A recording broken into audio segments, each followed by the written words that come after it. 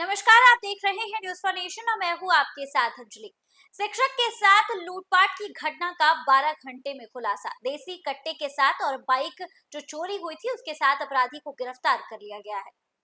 बांका के शंभूगंज थाना क्षेत्र में शिक्षक के साथ हुई लूटपाट की घटना का पुलिस ने महज 5 घंटे के भीतर खुलासा कर दिया है। पुलिस ने इस पूरे मामले में शामिल 3 अपराधियों को गिरफ्तार कर उनके पास से लूटी हुई बाइक, मोबाइल फोन, नगद रुपए के साथ एक देसी कट्टा और 2 जिंदा कारतूस बरामद कर ली है। घटना 23 जून की हुई बताई जा रही है और जब शिक्षक जो है राजेश कुमार सिंह सिलौठा से नरौन विद्यालय जा रहे थे।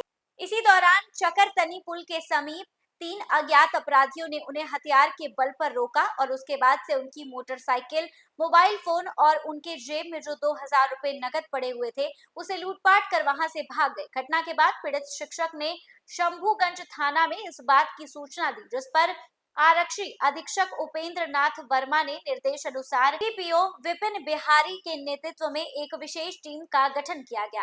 टीम में शंभूगंज थाना अध्यक्ष मंटू कुमार, एसआई मोहम्मद सजाद और सुभाष मिश्रा, एएसआई कमलेश कुमार और कई सिपाही भी मौजूद थे। पूरी टीम को बनाने के बाद से इस पूरे मामले को लेकर तहकीकात शुरू हुई। खुफिया सूचना के आधार पर अपराधियों की पहचान की गई और छापेमारी शुरू की गई। इसी दौरान सूचना मिली कि तीनों अपराधी पोखरी पुल के पास किसी वाहन से गुजरने वाले हैं। तत्परता दिखाते हुए पुलिस ने पोखरी पुल के पास वाहन खड़ी कर दी और अभियान शुरू कर दिया।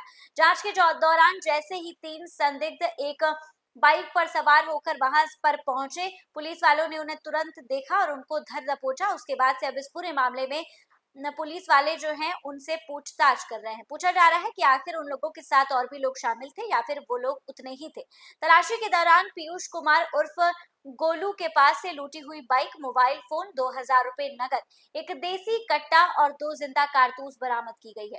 तीनों अपराधी के खिलाफ शंभूगंज थाने में प्राथमिकी दर्ज की गई है और पुलिस उन्हें न्यायिक हिरासत में भेजने की प्रक्रिया को शुरू कर चुके हैं। पुलिस के अनुसार इस लूटपाट की योजना जो है वो पहले से बनाई गई थी, जिसमें स्थानीय अपराधी पीयूष कुमार ने मुख्य भूमिका निभाई थी। उसे क्षेत्र के भौगोलिक जानकारी है, जिसके बाद से जिसने उसका लाभ उठाया और इस घटना को अंजाम दिया। वहीं दिल्ली के दोनों अपराधी हाल ही में बांका क्षेत्र में आए थे और उनके अन्य आपराधिक गतिविधियों में शामिल होने की आशंकाएं जताई जा रही हैं।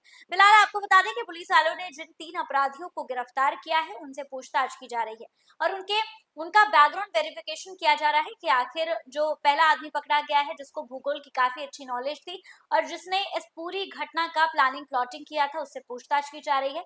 बाकी उसके जो 2 दोस्त थे जो दिल्ली से आए थे उनसे भी पूछताछ की जा रही है। इसके साथ ही इन तीनों अपराधियों का बैकग्राउंड वेरिफिकेशन किया जा रहा है कि आखिर पहले भी क्या इस तरीके की घटनाओं को ये लोग अंजाम दे चुके हैं। पुलिस प्रशासन इस पूरी लूट की घटना के बारे में क्या कुछ बता रही है, आप इसको सुनिए। 23 जून को शंभूगंज थाना अंतर्गत एक लगभग 11 बजे के आसपास सूचना मिली थी कि एक शिक्षक जो स्कूल जा रहे थे, राजेश कुमार सिंह उनका नाम था, वो स्कूल जाने के क्रम में 3 लड़कों ने उनको हथियार के बल पर उनके साथ में लूटपाट की घटना कारित किया और उनका मोबाइल, 2000 रुपया और उनका मोटरसाइकिल लूट लिया।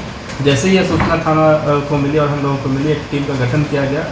इसकी सूचना वरीय पदाधिकारी पुलिस अधीक्षक महोदय बांका को दिया गया और सर के द्वारा एक टीम का गठन किया गया और टीम के द्वारा त्वरित कार्रवाई करते हुए वादी के बताए हुए सूचना के आधार पर तुरंत शंभूगंज थाना की जो गश्ती पार्टी है और थाना की पुलिस के द्वारा उन मार्गों का घेराव किया गया। उन मार्गों की जो जिस मार्ग पर वो लोग जा रहे थे उनका जो है घेराबंदी किया गया और घेराबंदी के पश्चात जो है चकरतनी पुल के आसपास में उस एक मोटरसाइकिल पर जो है 3 लड़कों को जाते हुए देखा गया संदिग्ध अवस्था में।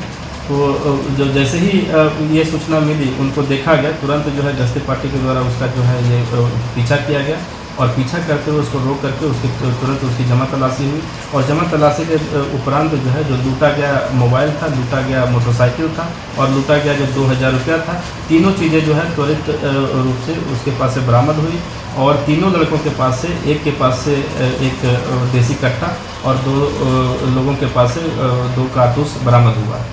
तो इस प्रकार जो है तुरंत समूहगंज थाना अंतर्गत ये इस लूट की घटना का 12 घंटे के भीतर हम लोगों के द्वारा एक बेहतर तरीके से इसका उद्भेदन किया गया। और न सिर्फ इसका उद्भेदन हुआ बल्कि तीनों अभियुक्त